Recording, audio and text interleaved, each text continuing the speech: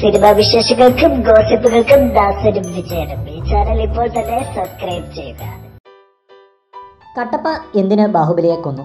ഒരുപക്ഷെ കോടികളുടെ വിലയുള്ള ചോദ്യം. ലോകമെമ്പാടുമുള്ള സിനിമാ പ്രേമികൾ ഈ ചോദ്യത്തിനുള്ള ഉത്തരത്തിനായി കാത്തിരിക്കാൻ തുടങ്ങിയിട്ട് 2 വർഷങ്ങളാകുന്നു. ഒടുവിൽ ബാഹുബലി തിയേറ്ററുകളിൽ എത്തുന്നു. ഈ രഹസ്യം അറിയാവുന്ന ഒരു മലയാളം നടനുണ്ട്, ഡബ്ബിംഗ് ആർട്ടിസ്റ്റ് കൂടിയായ ശോഭി തിലകൻ. ബാഹുബലിയിൽ റാണ ദഗപതിക്ക് ശബ്ദം നൽകിയത് ശോഭി തിലകൻ ആയിരുന്നു. കട്ടപ്പ എന്തിന് ബാഹുബലിയെ കൊന്നെന്ന് അറിയാവുന്ന 2-3 മലയാളികളിൽ ഒരാൾ. കട്ടപ്പ എന്തിന് ബാഹുബലിയെ കൊന്നു എന്ന ചോദ്യം ശോഭിയോട് ചോദിക്കുന്നവർ നിരവധിയാണ്. ഒരു FM-ന് നൽകിയ അഭിമുഖത്തിൽ ശോഭി തിലകൻ ഇതിനെക്കുറിച്ച് സംസാരിക്കുകയുണ്ടായി.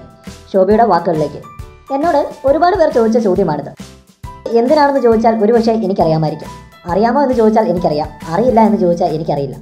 മലയാളത്തിൽ 1-2 പേർക്ക് മാത്രമേ ഈ രഹസ്യം അറിയൂ. അതിലൊരാളാണ് ഞാൻ എന്നറിയുന്നതിൽ, അതിങ്ങനെ പറഞ്ഞു കേൾക്കുന്നതിൽ എനിക്ക് അഭിമാനമുണ്ട്.